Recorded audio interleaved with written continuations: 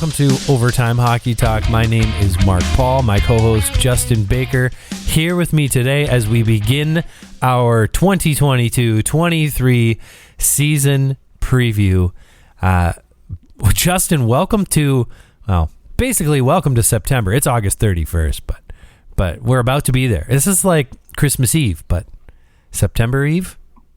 Dude, let me just say that I've already come across like pictures of Costco and all these stores putting out all their Halloween decorations already. Ooh, yeah. And Costco had their Halloween. Yeah, I was there yesterday. They had their Halloween decorations out for sure. Nothing for kids though. And that's who I want, like my kid who's 2. And that's who I want to buy a costume for. I don't want to buy myself a costume anymore. I'm over that. I also have a bevy of costumes to wear that I've bought over the years. So if I do need a costume, I've got it. I'm good. I'll be, what's the, shoot. Dang it, can't remember the guy's name from Game of Thrones. The guy with the big red beard. Oh, it's going to bother me. But yeah, I don't know. I never watched Game of Thrones. You can chastise me for that later. I won't chastise you. Tormund Giantsbane is his name. And if you look up Tormund, Tormund, you can see a slight resemblance to myself. Like, I mean, he's just like a big dude with a big red beard. So, if I also have a big red beard that I shaved off 2 days ago. But anyways, you shaved it off? Oh my gosh! I did. I shaved it off in front of Esme, my 2-year-old daughter, and I was doing it in front of her so that she wouldn't get upset. You know, like you see all these stories about like, oh, the dad shaves and then the kid doesn't like them for like a week because they don't know who they are, kind of vibe. Right. So I did it in front of her. I explained what I was going to do. Hey, I'm going to shave. Like, you know, like she watches the dogs get groomed and like clippers on the dogs. We have a couple Bichons. So she knows what it does. So I did like a strip of the beard. You know, I shaved it. And I look her in the eye and she was like, what in God's name did you just do to yourself? and I was like, whoa, hold on. And then I just did like a quick buzz, you know, without really getting like all the little patches, but like a quick buzz to get it nice and short, and turned around and she was like, Mama! She jumped out. She was in the bathtub because I was in the bathroom. And she jumped out of the bathtub and ran to my wife. And that's so great. And just held onto her leg. And just kept saying, Dad's beard off. Dad's beard off. So since then, now she comes up to me and says, beard off? I said, yes, the beard is off. It's in the garbage. She's going to call you Beard Off now. Beard off. Beard off, Paul. There we go. So yeah, that's my fun story. Anyways, I was Tormund for Halloween a couple times, and so I have the whole costume. So it's pretty fun. That's great. But yeah, so we're going to start with the Metro Division onto hockey. You know, why we're all here. We're going to start with the Metro Division. Likely each of these divisions we're going to do at least 2 parts for all of them because we don't want to have to feel like we have to limit the time for each team. We want to take as much time as we want. So we're going to preview every team, go through their signings, go through any, potentially any draft picks that they made that will make the team either from the 2022 draft or previous. And then we'll kind of give... We decided not to give predictions at this point, partially because, I mean, we just don't... It's so hard to give a prediction. We will do a purely prediction show, but for a preview, I think it's better that we use the system that we kind of came up with, and that's kind of figuring out teams' ceiling and their basement or their floor, and we're not trying to go, oh well, what's every team's potential worst case scenario? Because a worst case scenario is, well, everyone is injured all year long and you miss the playoffs. Like the Tampa Bay Lightning missed the playoffs, and what was it, like 2015 or something like that, when they missed the playoffs after going to the conference finals, and everyone's like, what the heck happened? And it's because they had horrible injuries all year. And it was just one of those crazy things that happens every now and then, that a contending team misses the playoffs because they're so hurt. Oh, wait, the Golden Knights last year. The Golden Knights absolutely missed the playoffs last year because of injuries. So we're not going we're not going to try and predict what team's going to have all the injuries this year, but we're just going to do a general floor and ceiling, how we feel about these teams. Does that sound about right, Justin? Anything else to add there? No, I like all the words and punctuations you made. Enunciations. I didn't really have punctuation in speech. Enunciation. Sorry. Yes. Yeah. Period. Exclamation point. Okay, so we are starting with the Washington Capitals. Before we really jump into the nitty gritty, what is your feeling about the Capitals coming into this season? Old. That's my feeling about Washington, is just old. I mean, really, you look at their blue line, there is not a guy under 30 years old on that back end who's going to probably be a starter or top six guy for them, right? And their forward group, we know Ovechkin, he's up there in age, but he can still bring it. Backstrom, right? He's got the injury. We don't know how long he's going to be out for the year, maybe, potentially, and he's Sounds a little like old. it. So yeah, what kind of guy are you going to get, at his age? And again, the rest of the core, Mantha, Oshie, Kuznetsov, they're all pushing 30 plus. So Lars Eller, 33 there. So that's my feeling on this team right off the get-go is just old. Is it fair to maybe suggest like one final hurrah for this group? Is this like the final hurrah? Not that Ovechkin's going to retire. Again, we don't. I guess we don't completely. We haven't written the book on Backstrom and whether or not he's not going to play at all. But it seems like there's a good chance that he might not play at all this year. But you know what? They go out and they get Darcy Kemper. So to me, that says they still think they can win. And this is probably it. They went out, they get Connor Brown, who's a UFA after this year. You've got Dylan Strome, who he's an RFA, but you signed him. They kind of did their best to retool here, and in my mind, they're saying let's go for it. We only have maybe 1 or 2 years left at this thing. It's pretty clear to me that this is like a last-ditch effort at another cup or some nice, exciting run for the fans. Yeah, that's pretty fair to say. Really, this team could shock some people, right?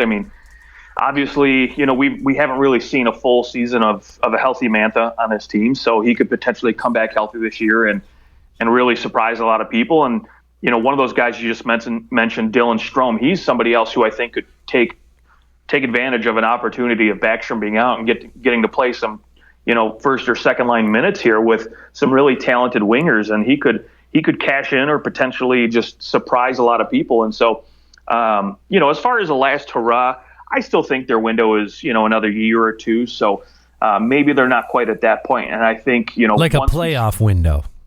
Sure. do we think their Stanley Cup, like their window to win a Stanley Cup is likely over? Barring some big move, bringing in another player. Like with this group, I just don't see it. This group can't get out of the first round anymore. They're kind of like Pittsburgh in the sense, you're looking at them, you're like, yeah, cool, you brought back, sorry to jump ahead, but you bring back Crosby and Malkin and Letang, and you go, yeah, that's great. They're still going to be good. They could win a round, but they haven't won a round. Washington hasn't won a round since they won the cup, right? And Pittsburgh hasn't won a round since they won the cup. So it's kind of, you're in this limbo. Like, sure, the Capitals could win the cup. There's a lot of things that would have to go right. They could win the cup, I suppose. Kemper stands on his head. They get better goaltending than they even got in the playoffs when they won the cup in 2018. John Carlson wins the Norris. Ovechkin wins the Maurice Rocket Richard Trophy again. Kuznetsov is a 100-point player. There's all sorts of things that could happen, but will they? Where do we see where this team sits? I guess maybe some of this we should provide some context and just kind of go back into the offseason of what the Washington Capitals have really done. Kind of talk about each of these moves. I know we, as guys signed and whatnot during the offseason, we talked about them. But there are so many, it's hard to talk about all of them, right? Like at least all the impact ones. What do you think of the goaltending situation there? Like, what are we feeling with Darcy Kemper stepping in after a cup win with the Avs? Yeah, I mean, really, that was Washington going into this offseason was a clear cut, like, we need a starting goaltender team, right? If there was ever a team, maybe besides Edmonton, I think Washington, those two teams were really the two teams that needed a starting caliber goalie more than anybody, right? Samsonov really wasn't getting it done. And, yes, he's still young enough where he could, potentially rebound and stuff. And there was all that potential he had, but it just wasn't really working out, right? So you bring in somebody else who's got the proven, winnability here. I mean, he wasn't the reason Colorado, won the cup, but, he played a very large role in that and was very successful when he was healthy. He was fine. Colorado. He was fine. Yeah, that's what Colorado needed. They didn't want to spend all the money on a goalie because the rest of their team was so freaking good. Right, exactly. So, I mean, look, Darcy Kemper is going to get a lot of goal support, I feel, right? Washington was number 10 in goals for last season, and I think, assuming Ovechkin doesn't really slow down much, if anything at all, I still think he's, capable of scoring 50 goals. So, with that kind of goal support on this team and, a healthy Mantha for the entire season, and maybe Dylan Strome gets his act together and, really fills in nicely for Backstrom, this goaltending situation is only better, in my opinion, than where they were last year. So with Darcy Kemper getting the starter's load and, Charlie Lindgren probably getting 25, maybe 30 games, I think they're well positioned to be better in those goals against categories, right? And, long story short, they can't do any worse than they did last year. Well, they could miss the playoffs. Well, sure. As far as goaltending is concerned, right? I don't think they can do any yes. worse. I'm sorry. Yes, you're right. Yeah, last year was a disaster, and it doesn't help when you just can't find anyone that fits. It's in my mind, it's not even necessarily that their goalies were so bad. It was that they did not have the goaltenders that fit the way that they wanted to play, and so I think Kemper coming in provides a little more stability, but he's also not that Kemper is going to be positionally sound. Like, he's not trying to do anything crazy. He's going to provide a lot of calming a lot of nerves on the back end. You remember Washington had a lot of injuries on the back end last year too, so you had younger guys coming in and trying to fill in. I just think that he lowers that level of like, shoot, we can't let anyone get past this to our goalies kind of vibe. So I think there's that. I love the Dylan Strome signing. I mean, it didn't cost them anything because Chicago didn't match him, which blew my mind. But Dylan Strome coming in, at least, over the course of an 82-game season, he was almost a 60-point player last year. He had a really nice season. He's a good, productive player. He's going to score you at least 20 goals. I think he is. If he's playing with Ovechkin, is he going to? He's not going to score 30 goals, but maybe playing down in that lineup. There's a chance that he could find his way to scoring 25, 30 goals. And then Connor Brown, man, he's just the kind of guy that if you see your team trades for Connor Brown, it's going to make you excited because he could play on your first line, he could play on your third line, and he will produce no matter where he is. He's not a monster goal scorer per se, but he's going to put up points. He's reliable defensively, and he's going to score some big goals for you. It's 21 goals in just 2 years ago in only 56 games. So he's not that far removed from having a really nice season. I love the Connor Brown trade. I think that's something that when Tom Wilson went down, that Washington missed a lot. And I think, Connor Brown doesn't provide that like necessarily that physical edge, kind of plays that same role, can move up and down the lineup and can kill penalties and do all sorts of intangible things that maybe some other guys can't. So I think they are better positioned in the forward group to maybe sustain some players not playing all 82 games. And in particular, Ovechkin, like maybe he's, do you want to play Alexander Ovechkin 82 games, even if he is healthy? That's a question you're going to have to start asking yourself down the stretch. I mean, he played 77 last year, only 45 the year before. Like there definitely are legitimate reasons to wonder, hey, maybe we should be pulling this guy back and have him only play, 72 games or something along those lines, just to give him breaks throughout the season, because you desperately need him to score more than one goal in the playoffs. I mean, there you go. You want to know why Washington ultimately could not get past Carolina? Was it Carolina that they played? Yeah, it was. No, it was the Rangers, right? No, Rangers played Pittsburgh in the first round. Oh, that's right. Who did they play in the first round? Was it Carolina? It was Carolina. Yeah, okay. All right. I knew I wasn't going crazy. Yeah, okay. So I know they pushed it to 6 games, but if you're only scoring one goal from your guy who scored 50, you're probably not looking at a series that you're going to win, and that was exactly the case. So they definitely need him to be fresh for the playoffs, assuming that they make it there. Yeah. Anything else that the Capitals have did in the offseason that you liked, that you didn't like, or maybe that they didn't do that you wish they had?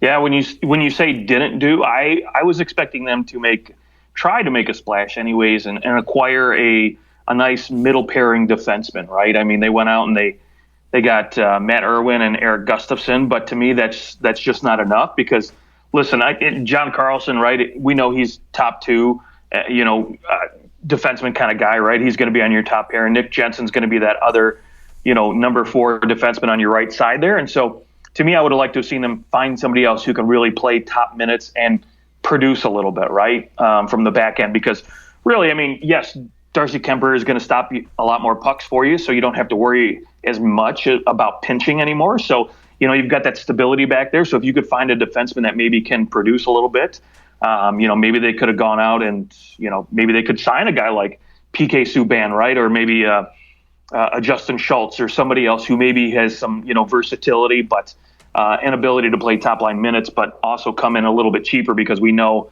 this team is a little bit up against the cap. So, obviously once, Backstrom and Wilson's money goes on IR for a long time here, that might free up some money. But in the meantime, for me, I think the one thing they just missed was not acquiring a solid number 2, number 3 defenseman for this group.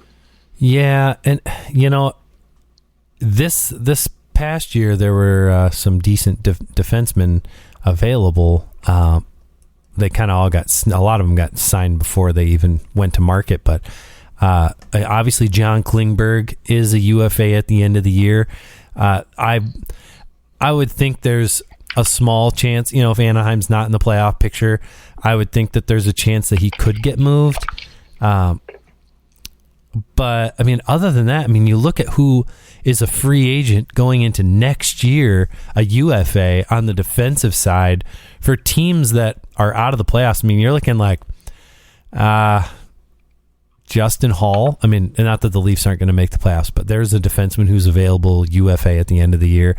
Justin Hall, Carson Soucy, Nick Holden for the Ottawa Senators. Like there really isn't a whole lot out there where you're like, oh yeah, well in the at the trade deadline they can go and grab so and so to kind of fill that gap. Well, no, there might be somebody that comes available with more than a year left on their contract, but as far as UFA defenseman goes into this next year, there just aren't many at all that you're looking at going, yeah, I'd love to have him on my roster. I mean, and also that a team's going to trade. Of course, there are a couple that are on good teams. Like Eric Johnson isn't going to get traded. Not that he's a bomber defenseman, but could maybe fit into someone's top 4 if they were desperate, I guess. But anyways, there just isn't a whole lot out there that are UFAs. So it's not as if they're just going to easily go out and grab someone for a third or second round pick who can come in and slide in nicely for them. So I'd say that is a big worry because there's not much out there anyways. And now you're kind of stuck with the group you're stuck with. Oh, by the way, most of your group is a UFA at the end of the year too. Right. That's the thing, right? John Carlson's really the only defenseman. Like, yeah, I think they might re-sign one or two of these guys. Like Nick Jensen, I think could get another contract, and maybe Trevor Van Riemsdyk on the cheap. But for the most part, yeah, these guys are going to go elsewhere, and they're going to have to reload. And so when you look at next year's free agency class too, I mean, really, there's not a ton as far as top tier defensemen are concerned either. No, so that's even more concerning, right? You've got Klingberg and Mackenzie Weegar, but who knows where those guys might be after this season's or middle of the season if they re-sign with somebody, or who knows. Yeah, and it's not as if Washington can just go out and sign John Klingberg all that easily because, hey, you also are going to have a lot of players coming up off. You only have 6 forwards and 1 defenseman signed into next year. Oh well, I'm sorry, I'm not looking at Tom Wilson and Nicholas Backstrom, but still, we don't even know if Nicholas Backstrom.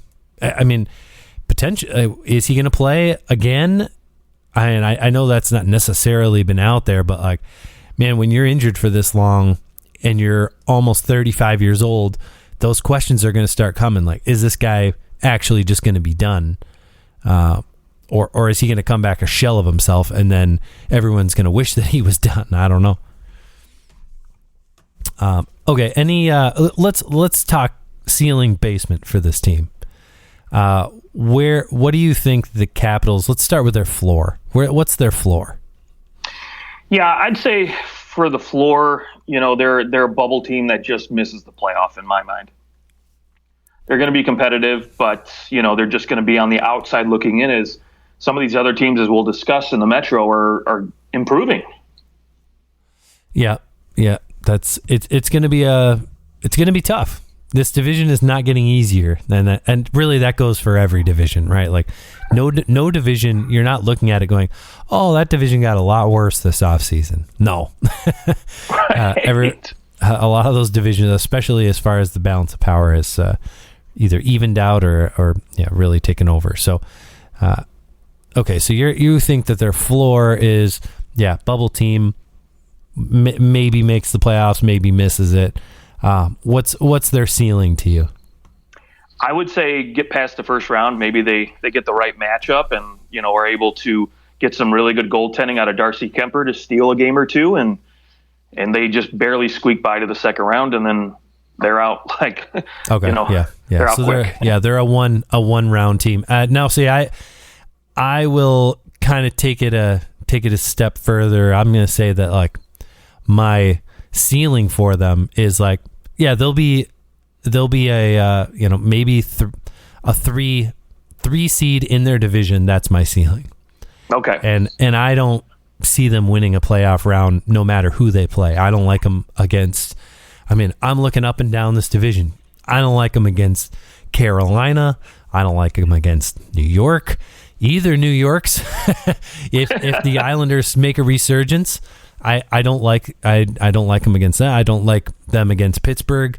And I mean, there's some other teams in that division, of course. I don't foresee Philadelphia or New Jersey grabbing that 2 spot yet, but I just don't see Washington beating anyone in this division in the first round. So make me eat my words, Capitals. Make me eat my words. We can replay this in April of next year if the Capitals win. Yeah, I'm sure you can't. My basement, or I guess my floor. My floor for this team would be, they're missing the playoffs and they sell pieces at the deadline. They sell Connor Brown, they sell Lars Eller, Connor Sheary, they trade Orlov, and they kind of see the writing on the wall and they start to move out a couple players to try and retool as quickly as possible going into the next season to see if they can just put something together to get Ovechkin winning. So that would be my floor for them. Okay. All right. Where do we want to go next? Well, I'll defer to you. I picked the first team, so I'll let you choose the second one. That's fair. Well, I kind of mentioned them a little bit just a second ago. I want to talk New Jersey Devils. To me, they might be the most fascinating team in this division because they're the up and comers, right? Like that's always the fun team. That team with the superstar on it that hasn't broken through yet. They've got a lot of really nice pieces, and you're just kind of waiting to see if it'll kind of all fit together this year with new goaltending. Speaking of Washington Capitals goaltenders, Vitek Vanacek coming in for the Devils. What'd you like about what the Devils did this offseason? There's a lot to talk about, but just throw out different things that you liked, and we'll fill in the rest of the holes that we kind of don't get to as we're talking. Yeah, I really like that they didn't go out and go buck wild and try to make a ton of moves, right? Because that's where teams can really step on their own development, right? Because listen, I mean, I thought you were going to say that's where teams step on their own dick. And the image of that is just so wonderful that I think I'm going to start saying that. Don't step on your own dick. Don't step on your own dick. Okay. Truly, that is a great word picture for what some teams do in the off season. I love it. Yeah. They trip. Okay. I'm not going to get that one out of my mind for the entire evening, but moving on, right? So, Liz, you're like, could I trip on my own dick? No. Could we? No. Okay. Okay. Sorry. New Jersey Devils. Yeah. So listen, you go out, right, and first you have a great draft, right? You draft one of the. I mean, listen, we were all a little shocked that they passed on Shane Wright and they went Simone Nemec and brought in probably maybe the most talented or NHL ready defenseman in the draft. A guy who could be a cornerstone on that left side next to Dougie Hamilton for years to come. So, but when free agency started, right, you looked at New Jersey, a team that maybe was touted as a potential team that, is up and coming and potentially could, make a big splash in free agency, right? But they really don't. I mean, yes, Andre Palat was a great signing. I loved it because you get a veteran guy who has the Stanley Cups. He's Mr. Steady. You know what you're going to get out of him day in and day out. But really, you don't go overcommit and you don't overspend on a ton of free agents. Because again, you've got Jack Hughes, you've got Nico Hischier, you've got Jesper Bratt, you've got all these guys that are developing, and you don't want to really hinder that too much by going out and wasting a ton of money, right? I mean, you can look back at teams that, what was it? I think it was 2017 or what year that was, where you saw Milan Lucic get signed and all these free agents just to these terrible contracts. Right, and that would be the fear for me as a Devils fan, is you go out and you wasted a bunch of money. Now, I will say the one thing, I understand that they want to go out and sign a goaltender, right? You've got Jonathan Bernier. I don't know where his health is, but he's only got 1 year left.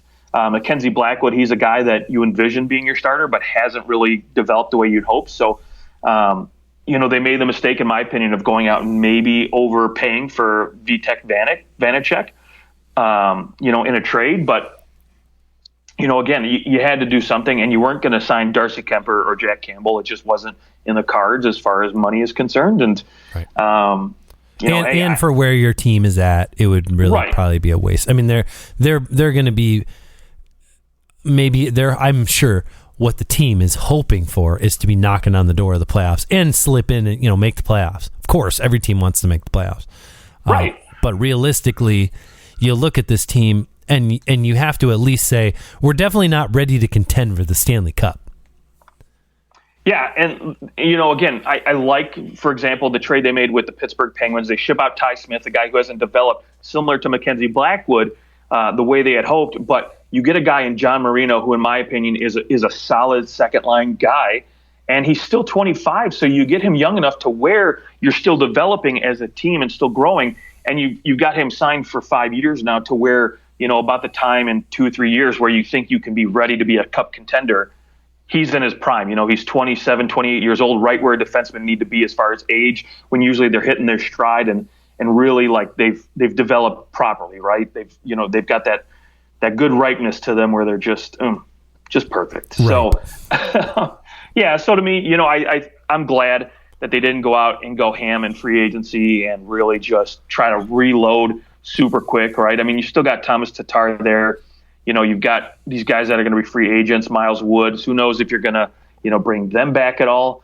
Same with Eric Haula. You free yourself from, Pavel Zacha, and you bring in an experienced number 2 center who, potentially can fit in better at the number 3 slot, which I'm sure they're presumably going to put him at, where he's best suited. But again, you're not tied down long term to him either. So if it doesn't work out, you can cut and run basically at that point. So yeah. To me, that the fact that they didn't go out and go crazy signing too many players and yet took care of their own was where I thought, they impressed the most this offseason. Yeah, I mean, also, side note, for the team that supposedly didn't go out and do anything crazy, they did sign Andre Palat to a $30 million deal over 5 years. So definitely, it's not as if they were inactive. That deal has pros and cons. We have discussed that deal at length at one point. If you want to go back and listen to free agent acquisition stuff, you can go back and listen to that discussion. But short version is Palat. Of course, he's a good player. Will you like that deal in 2027? Maybe not, but who cares? It's you're doing it because you need someone. In my mind, this is why they did it. They needed someone to come alongside Nico Hischier and teach him how to be the true defensive forward that he could be. That's it. Or a big selling point of it. I mean, Hischier is a good defensive centerman, good defensive forward, but Palat just has that. He's got that ability to play with fantastic players and also be responsible. And I think that's a big reason why they would bring him in. And I mean he played with some incredible players and made them better. So he'll also play with Jack Hughes, and he can make Jack Hughes better. I mean, it's there's a no-brainers in a lot of ways to that deal for the Devils. I also really like kind of an underrated, I don't know if we ever talked about it, but Eric Haula signing with the New Jersey Devils. 2.25 million, right? So Eric Haula was actually a trade with Boston. So it was a trade. Yeah, sorry. It was a trade. They swapped him with Pavel Zacha, which again, still it's a key acquisition because again, the acquisition of Eric Haula. I mean, I've always liked Eric Haula. Always thought that he brings something unique to the table. He can put up points for you. He can play up and down the lineup, and you got to like those guys. Yeah, and I mean, he can play center and he can play wing. So if you want to slot him in at your third line center position, right, and maybe put Dawson Mercer back on the wing, you have that option, right? But then at the same time, you can move Haula up, put Mercer back at center, and you can put Haula with a guy like Jack Hughes or Nico Hischier because he's responsible defensively too. So you have that flexibility. And not only that, but just that veteran presence that I think really their forward group was lacking. And that's, again, one of the reasons why I really like the Andre Palat signing as well. Okay. Yeah, New Jersey's so fun because they've got guys coming too. I mean, they have Alexander Holtz, who had 26 goals in 52 games for Utica last year. He is likely going to make this team coming out of camp. And so there's another pure goal scorer to add to this lineup. I mean, you've got Dawson Mercer, who already looked really good last year. Then Arseny Gricic, 21 years old. He's coming off of a really nice season in the KHL, a 28-point season in the KHL. If he's going to come over, you've got legitimate prospects that are just knocking on the door. Whether it's this year or next year, the Devils are loaded. I mean, they are going to. They're not done as far as building their team through the draft. They have a whole lot of guys coming, and so yes, some of these guys are, a Tatar, Howla. These guys will fill in the gaps for now, but I think that there's even better players coming. And that's got to be scary for the other teams in the Metro Division, because the Devils are definitely not going to get worse. They're only going to get better here. Yeah, and don't forget, too, one name you forgot to mention there that I'm really thrilled to see, because I'm hoping for a Henrik and Daniel Sedin-like connection, even though he plays defense, and that's Luke Hughes, yeah, right? Oh, yeah. Jack Hughes' brother. So, yes. I mean, he's got a lot of offensive upside and still plays a really good two-way game. Yeah, the fact that they've got Luke Hughes and Simon Nemec coming, both potentially could make the team this year, too. I mean, this team has a lot of those, like any young team with that's drafted well, there's going to be a lot of competition at camp, and that is so great for this team, for their fans. Like, it also means that there's a little bit more reason to watch those American Hockey League games and follow those players down there, because invariably there will be injuries, and you're going to get opportunities. So it'll be fun to see. Am I wrong in thinking that the Devils are the most intriguing team in this division? Like, do I want to watch any team more than the Devils, just for the sake of, I want to see what they can actually do? Yeah, I want to see what this team actually does, Jack Hughes, for me, right? He's just so intriguing to watch. So, he's just one of those guys. I mean, he's not a Connor McDavid or Austin Matthews yet, but he's that guy that could potentially grow into that type of player. I had him in my breakout players. I said he's going to have, did I say 100 points or did I say 90? Doesn't matter. He still could do either one. Hold on, I have it right here. I'm pulling it up because I said if he's healthy this year, he could put up 100 points and 40 goals. Wow. So if he does that, man, are the Devils in a position to do some serious damage to the other teams in this division if he comes out and plays like that. Any other player, any other signing or lack thereof that you are looking at moving into this season for the Devils? You know what? I'm more or less interested to see what they do with Mackenzie Blackwood over the course of the year, right? Do they move him at some point and just cut that relationship, or do they get him re-signed or figure something out in the offseason? To me, that's a little bit more intriguing, but that's not necessarily anything that probably will happen this season. So to me, that's going to be something I look forward to next offseason. Yeah. And as far as goalies are concerned, I don't know that there's a whole lot right now where you're looking and you're going, oh yeah, there's going to be lots available. But goalies are definitely that one position where everything can change and someone can become available pretty quickly, depending on how a team performs. I think you definitely are looking towards Varlamov if the Islanders struggle at all, or that's just not working. I mean, he certainly would be a great acquisition for any team.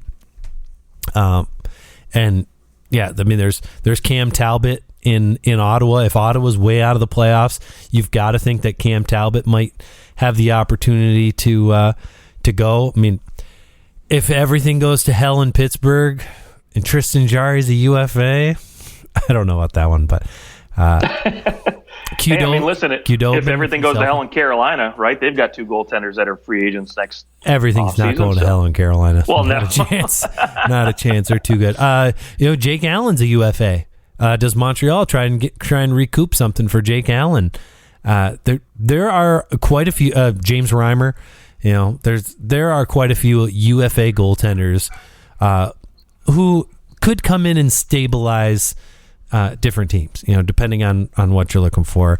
Jonas Korpisalo certainly will be a name that's tossed around as we move throughout this season.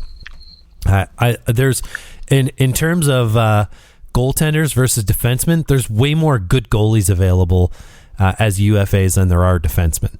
So I got to think that once we start moving into the season and goalie battles are won and lost and teams are trying to make changes and they need to lose that, more expensive backup or something, that this could work itself out, and there could be a goalie available, and maybe New Jersey's in the mix for one of those. If New Jersey's in the mix for the playoffs and they need a goalie, certainly they have the space and the ability to do so for a UFA. Okay. Well said. Let's go ceiling and floor. I love it. Well, for the floor for this team, I think really it's just, it's the bottom of the division. Probably. I still feel like, like we talked about with Washington, a lot of these other teams are getting better, and maybe this year you just don't have that next step for a guy like Jack Hughes or some of these other players, right? And their goaltending is very questionable to me. So maybe the goaltending really takes a shit and they trip on their own dick, and Yes. So then they're winding up at the bottom of the division again. But as far as the ceiling is concerned for this team, I think it's just making the playoffs, right? I think that's what you're hoping for as a New Jersey fan, right? A little playoff experience would be go miles for a guy like Jack Hughes and Nico Hischier. So maybe they squeak in, they make it into the playoffs and somehow finish in the top 4 in this division and just have a decent showing, I guess, in the first round before bowing out. Okay. I'll start with my ceiling. My ceiling for this team is of course battling for a playoff spot, but I think that the way that it looks is that this team is a much better second half than the first half, because potentially you've got a couple of really young defensemen coming in. If they do move them into the lineup, there can be a learning curve there. They just have a young team overall, and the goaltending situation might be a little dicey, and it might take a little while to figure out. So I think the second half of the season, they'll come roaring back, they'll be looser, and they'll move themselves into a potential playoff contention. Still don't see this team making the playoffs, though, but I think they could get close. I think it's going to be much closer than 184 points for the separation of playoffs to non-playoffs in this division. So a 16-point gap won't be any longer. I think you'll see just a few points there. My floor, though, for this team would be that they absolutely are the last place team in this division once again, but that they look a little different. I think that maybe the way that they lose is like they allowed by far the most goals in this division. I mean, 307 goals. I think you see a team that kind of flips that. They're going to be allowing fewer goals, but maybe because they're playing a little bit more responsible, they're just not able to keep up with the goal pace as well. So I think that the Devils, their floor is definitely finishing last in the division. I don't think, though, that they're in contention for last in the league. I'd say that they're still like out of the top 6 or so teams where they won't finish. They'll finish above that. So if they do finish bottom of the division, it's because the rest of the division has kind of picked their way up, and the bottom of some other divisions may be worse. Okay. No, I like that. All right, let's do one more team. Just because we've already spent 45 minutes on 2 teams, so that's fine. Maybe we'll have to have part 3 of the Metro, and that's okay. Let's do a really good team in this division since we've done two kind of iffies. Your call, Carolina or New York? Which one you want? Oh, I'll go the New York Rangers. Okay, the New York Rangers for the final round here. Boy, I'll give you my thoughts on the New York Rangers and then give you the floor. Let's go.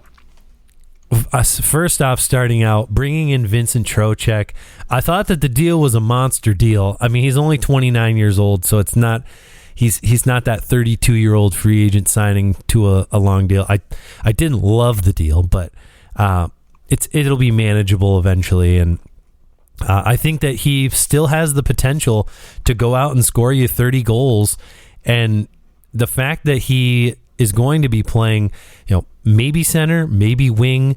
My guess is they brought him in to play center. At least like they're probably hoping that he can. If he's playing center, and maybe you're getting him alongside Panarin, or maybe you're bringing him in to be alongside Capo Caco and Alex Lafreniere. There's some options, and I think that he could raise those guys up and put them into a better situation, give them a veteran presence on that line. Mainly from the forward group, that was really their big move was signing Vincent Trocheck because they lost Ryan Strome. I'd say that some of it is kind of similar to what we talked about with with the New Jersey Devils, just that they didn't go out and do too much here. They didn't go ham. They went out, they filled the hole that they lost. And for the most part, I think they're looking at their team and they're going, we don't really need to make huge changes. We know what we are, we know who we have, and we're going to ride the Shesterkin train.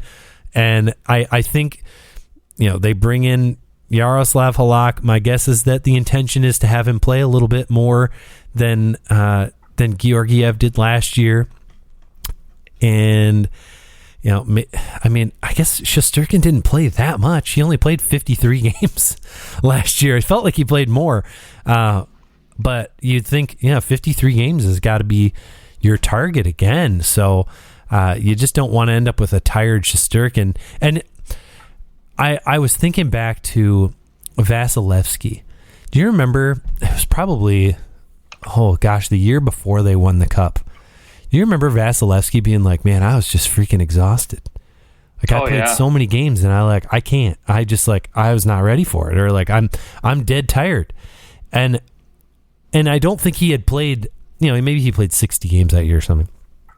And the next year they intentionally played him fewer games, but he was also used to it. He had adjusted and he figured out what he needed to do to stay fresh despite playing a lot.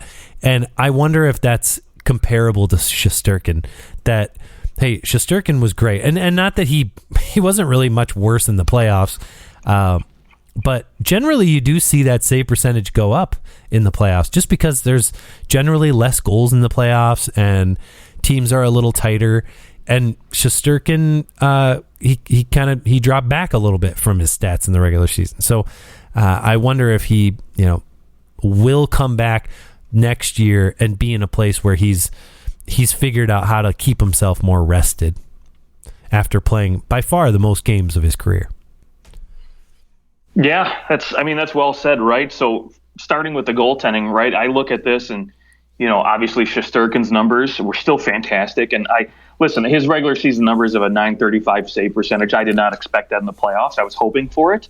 But, what he was still able to do was still great, phenomenal. And they torched a lot of bad teams. Yeah, they did. He made a lot of people feel really bad about themselves. Right. It's clear he was going to see a lot of shots, and I was expecting this team. I honestly thought this team would not go as far as they did. I did it in fantasy. I did put them as, a team that went to the conference final just out of oh yeah, this would be nice to see because I like Shesterkin and I want to see him go deep and, et cetera. And I just was, again, just throwing shit at the wall and hoping something would stick, right? But sure, like you usually do. Right. Yes. But it wasn't like an educated guess, right? I didn't really have any reason for okay, cool. Yeah, they're going to play Carolina. Well, he was good. He was on fire. Yeah. So it was reasonable to think that he could shut down a couple teams. Right. Yeah, absolutely. But again, this season, you know what? I'm probably with you. I still think he plays between 50 and 55 games because they went out and they signed 2 veteran backups. They have Halak, who's probably going to be their number 2 to enter the year, and then they signed Louis Domingue for 2 years, who's going to be a great number 3. And I think they're going to use a 3-headed monster. And what I mean by that is they're probably going to, Halak is probably going to see some injuries, as old as he is and the way he plays the game. And I think, towards the end of the year, I think when they cement themselves in that number 1 or 2 spot, I think in this division, they're going to start giving him nights off. And I think you're going to see a lot of nights where, Halak and Louis Domingue are the 1 and 2 going into maybe a game against, maybe a lesser team that, maybe they feel they can probably beat with either one of those goaltenders, just to give him some rest. So I think you're probably going to see Domingue play, 10 games here. Halak's probably going to play about 20 games here. So, that's going to eat up 30 games right there, same as Georgiev. But I think the hope is between those two guys playing backup that they're going to get better numbers than they did with Georgiev, who only, I think it was like a 908 or something subpar as far as numbers are concerned. He didn't have nearly as effective of a season as he did 2 years ago. Right, absolutely. And I think that's why they were willing to move on from him at this point. And I mean, not only that too, but he did request to get out of there because he wants to be a starter somewhere. Sure. And now he's going to go win the Stanley Cup. Right. Default Stanley Cup. Right, exactly. And look, this defense in front of, this goaltending is young, right? I mean, really, Jacob Trouba is your veteran guy at 28, and, he embodies what it means to be, what this New York Rangers identity is, I think, is, they're still big and they want to play with a lot of force and grit, but still bring some skill. And I think Jacob Trouba really, embodies a lot of that. Yes, he doesn't bring a lot of that offensive skill that he had in Winnipeg, but I still think he's a very serviceable defenseman, a great top four guy. And, I think it's a good choice for the captaincy. Now, again, Ryan Lindgren, Adam Fox, Keandre Miller, you know what you're getting out of these guys, and I think they're only getting better. Yeah. So when you have a younger guy like Braden Schneider coming up, who I think, can only improve from last year, I think that's just going to be very valuable to this team. Now, I will say the one thing I wish this team had addressed in the offseason was bringing in a veteran guy to play on that third pairing. And you know what? There's still time for that, right? They still could go out and sign a guy like PK Subban or bring somebody in on that third pairing if it doesn't really look like it's working out too well, or maybe they need a little veteran presence in that third pairing. Yes. Yeah. The Rangers, the thing that scares me about the Rangers, or scares me for the Rangers, is that next year you've got to re-sign Philip Hedl, Alex Lafreniere, and Julien Gauthier, and Keandre Miller, and you don't have a backup goalie. Like they're gonna, it's gonna be interesting to see what they do. I mean, they'll have a little space coming into next year, but those guys are all going to get raises, and there's not a whole lot of big contracts coming off the books. So it'll be pretty interesting to see who they determine. This is what I want. Like, the thing that interests me the most maybe about the Rangers is who do they ultimately decide to invest in long term, right? Like, they signed Kakko to this 2-year bridge deal because they're still curious to see if he can, be that goal scorer that everybody is at least was touting him to be when he came out of junior. Well, I guess the Liga. But he has really struggled to score goals in the NHL. So you're still trying to figure out ultimately what he is. It doesn't seem like he's going to be a guy who scores 30 goals. Now at this point you're hoping, could he score 20? Could he be a 20-goal guy? And then Alex Lafreniere, you're trying to figure out what he's going to be. I mean, he did have a better year. He almost had 20 goals, 31 points. He had a pretty good playoff with his 9 points in 20 games.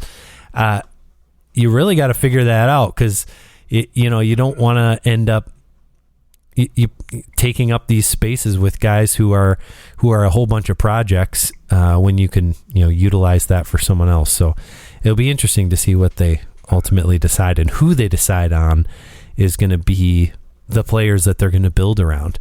I mean, I know they're building around Panarin and Zibanejad and Kreider, but boy, 3 years ago, we sure thought that they would be building around Kakko and Lafreniere and these younger players, and suddenly it's and I'm only throwing out forwards. Of course, they're building around Adam Fox as well, but yeah, I mean, right, this forward group just took a whole nother step and proved that, hey, we're not going full, scorched earth mode like Chicago Blackhawks. We're ready to do it now, and they stepped up. So what I will say, though, is, you mentioned Capo Kakko, Lafreniere, and Philip Hedl. These guys were effectively, this kid line was effectively the most consistent line, I think, day in and day out for this Ranger team in the playoff. Now, again, they didn't produce at the rate that maybe some of these other Zibanejads and Kreiders did, but they gave you consistent hockey, and I think there's going to be a lot of opportunity. I think, Gerard Gallant is probably going to start off with that kid line solidified on that third line to start the season. But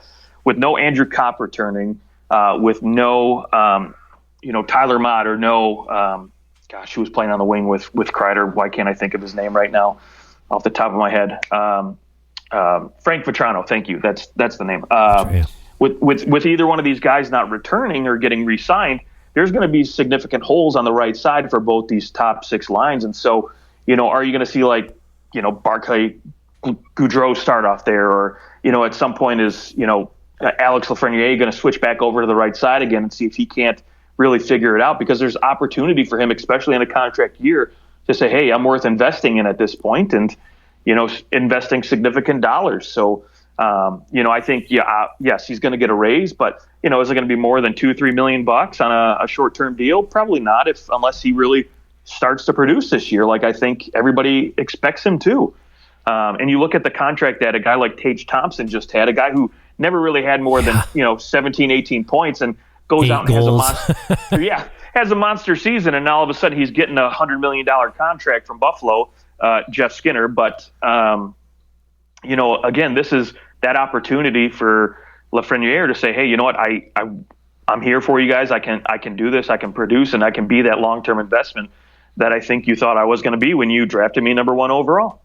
Yeah, absolutely. And just to be clear, Tage Thompson signs an 8-year deal at $7.142857 million, which ultimately is about $50 million or $56 million, over the course of that year. So not quite $100 million, but. Well, sure. No, absolutely not. But I mean, yeah, you get it, right? I mean, and it was it was a 7-year deal, not an 8-year deal. So right. It was exactly 50. It was actually, it's exactly $50 million. That's how much he signed for. Crazy amount of money for a guy like that. But again, but now you can see, how much a lot of these teams are valuing their young talent and want to keep them around. And we'll see if if the Rangers or Alex Lafreniere gives the Rangers a reason to sign him to a contract like that. Right. Yeah, and you just keep waiting for one of these guys to have that season, that breakout year. It hasn't happened yet, but it does. It's only been 2 years. Well, three for. Has it been 3 for Kakko already? Yeah. And I mean, look, when Chris Kreider signed his contract, a couple seasons ago, I figured, okay, they overpaid for this guy. I think they're just desperate, kind of hanging on, and now all of a sudden it's making everybody look stupid how good of a signing it was, scoring 50 plus 52? Goals. I mean, 52 the most goals in Ranger history. I mean, and it's not as if he slowed down in the playoffs. 10 goals in 20 playoff games, just fantastic. Right, he was great. So yeah, I mean, you got to think Chris Kreider. I mean, scoring was absolutely up, but even adjusted for previous years, it's still a 45 plus goal season. Like he had a great year. I wonder if he can do it again. He was so hot early on in the season. He was still really good late, but he had such a good start. I don't see a problem with it at all, because really, if you look at a majority of the goals he got him on the power play sitting in front of that net. Right. He's just so quick at getting those rebounds, and I think because of his size and strength, it's going to be hard to slow him down, because he doesn't have to score a lot of goals based on his speed and flexibility and mobility. He could just sit there in front of the net and capitalize, because the rest of that Ranger power play unit is so good they can get him the puck. Yeah.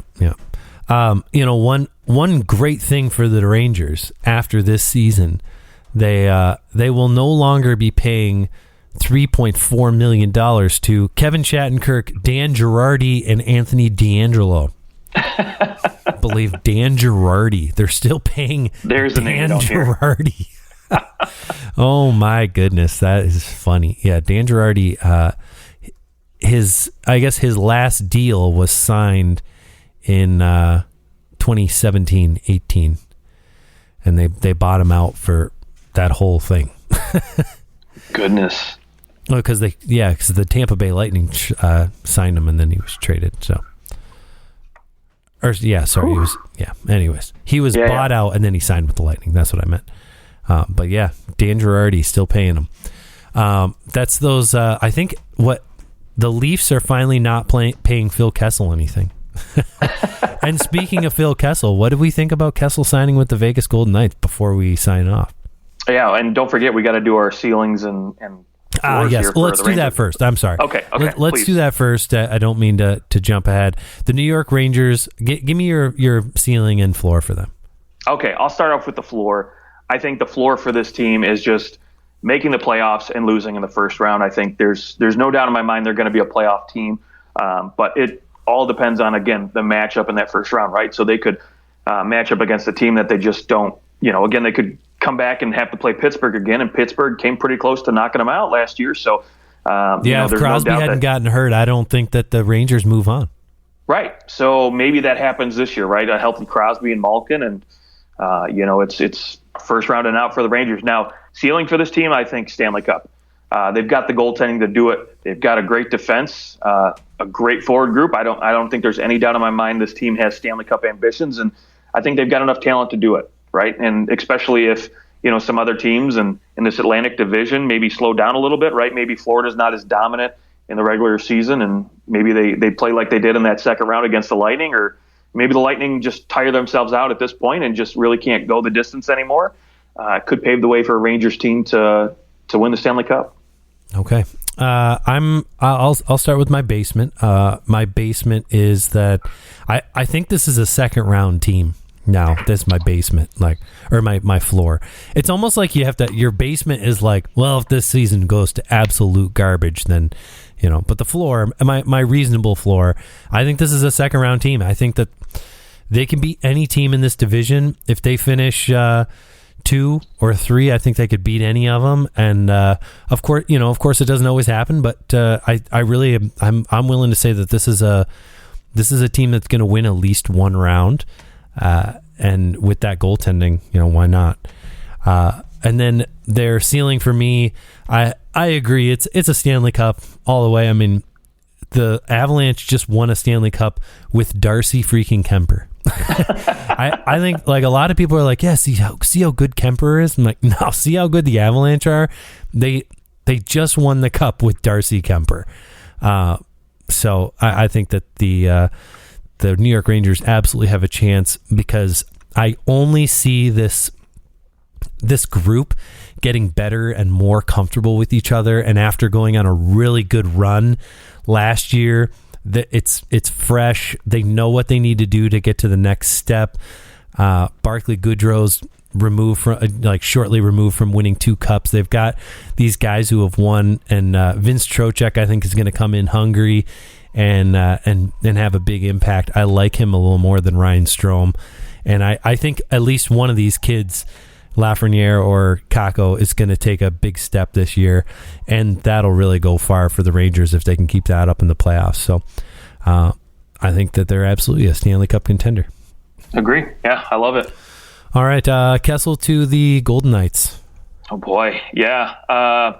Listen, Golden Knights made a couple big moves. They just made that trade for Adin Hill and signed Phil Kessel. So I think, listen, you gave up Max Pacioretty for free to Carolina. Yeah, that hurts. That hurts. Yeah, it hurts, right? And you're trying to supplement and bring in some goal scoring ability. Now, again, I don't see Phil Kessel as that former 30 goal scorer he was. He's still at least a 50-point guy in my mind. Right. With a garbage team, he had 52 points. Yeah. I mean, he even came out and said it, that he's like, it was not fun playing there. Like, nobody wanted to, people didn't really want to win. They didn't care. They knew we were bad, kind of vibe. Yeah, he comes in rejuvenated. Listen, he still can skate. He can still pass the puck. He still has hands. So there's all the tools there you need to be successful. Now, the great thing is he could line up really nicely alongside Mark Stone and Jack Eichel, right? Jack Eichel came out and said the other day that he's 100% healthy. He's ready to go. Yep. So if you put Phil Kessel maybe on the left wing, or maybe move Mark Stone over to the left side, this could be very dynamic, right? You could get a guy who can really dish Mark Stone and Jack Eichel the puck, who I think are 2 very dynamic goal scorers. So that could pay out really well for a guy like Phil Kessel, who's looking to cash in on his next contract one last time. And then not only that, but it gives you flexibility with a guy like Chandler Stevenson, who maybe you say, okay, cool, we'd like to start you off at third line center so we have depth at the forward group and center position.